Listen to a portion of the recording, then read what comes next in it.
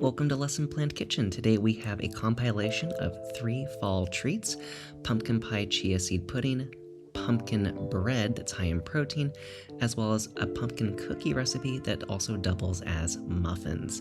Let's go ahead and get started. To make the cookies or muffins, preheat your oven to 350 degrees Fahrenheit or 176 Celsius. And in a large bowl, put in your oil substitute, which is 3/4 cup or 191 grams of unsweetened almond yogurt.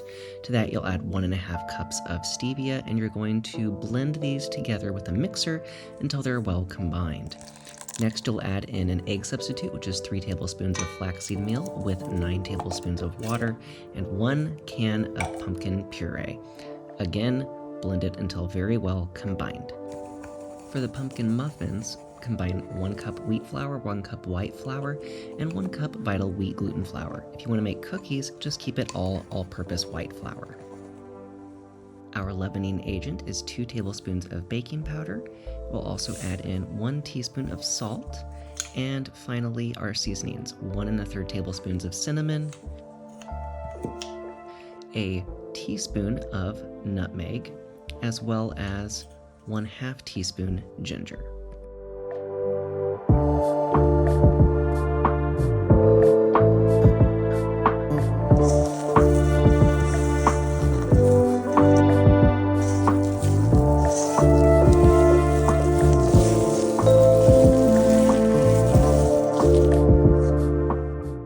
I knew when I saw this silicone mold that I needed to make pumpkin muffins. Each of these is actually the equivalent of 2 cookies.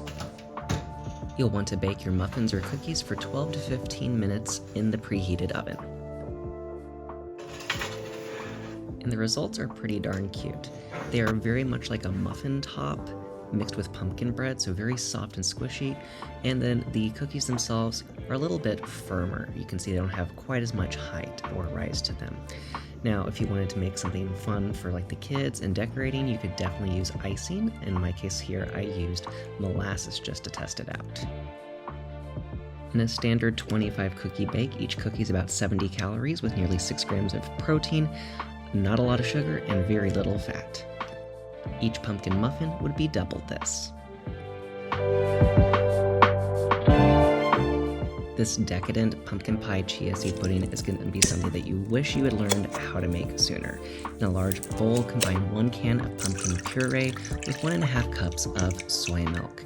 For our seasonings, we're going to put in 1/2 cup of stevia with 1 tablespoon of cinnamon, 1 teaspoon of nutmeg, and 1/2 teaspoon of allspice. To make it all come together, you'll want 12 tablespoons of chia seeds, which is roughly 3/4 cup. You'll blend that all together, and it's not going to look quite so good at the beginning, but I promise it all comes together once it has set in the fridge. You'll want to evenly divide this between 6 servings, and then cover it and let it sit in the fridge for at least 1 hour. After that hour has passed, you're going to want to take it out and break up any of the clumps before letting it sit for a few more hours or overnight.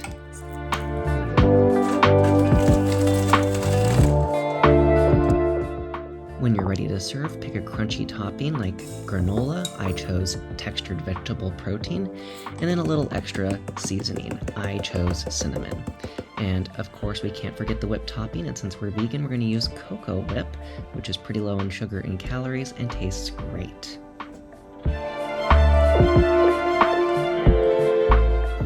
This works suitably as a hefty snack or dessert with nearly 13 grams of protein, a little under 300 calories, and a lot of fiber. And as we move into the autumnal months, it's perfect time for pumpkin bread. Once more, preheat your oven to 350 degrees Fahrenheit or 176 degrees Celsius. Create your egg substitute, this time 4 tablespoons of flaxseed meal with 12 tablespoons of water. Mix it up and set it to the side for about 5 minutes. In a large mixing bowl, combine 1/2 cup of unsweetened vanilla almond yogurt with a cup of soy milk, and then again, you're going to want that can of pumpkin puree.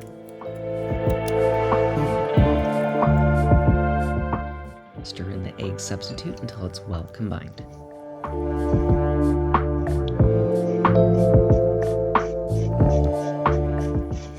was shocked when I discovered how much sugar was in this family recipe, so I've put in 3 cups of stevia, and for the flour mixture, we're doing 1 1/4 cups of wheat flour, 1 1/4 cups of white flour, and 1 cup of Vital Wheat gluten flour. For our leavening, we're going to have 1 1/2 teaspoons baking powder and baking soda. And to bring out the flavor, another teaspoon of salt. For seasonings, you'll want 1 to 2 tablespoons of cinnamon, 2 if you're looking for more of a spiced loaf, 1 teaspoon of nutmeg, 1 teaspoon of cloves, and 1/2 teaspoon of allspice.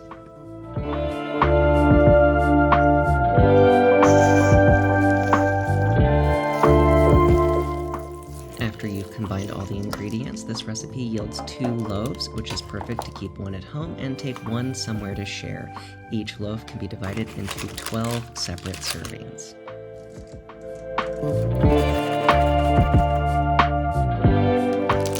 Bake the loaves for 1 hour in the oven or until each loaf passes the toothpick test.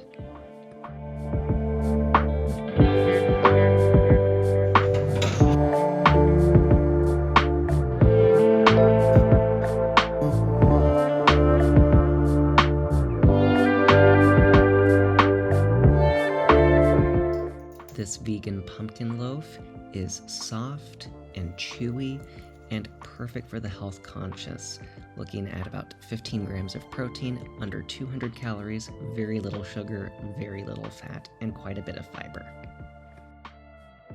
Whether you choose to make the pumpkin loaf, the chia seed pudding, or the pumpkin muffins, your next fall recipe is going to be great.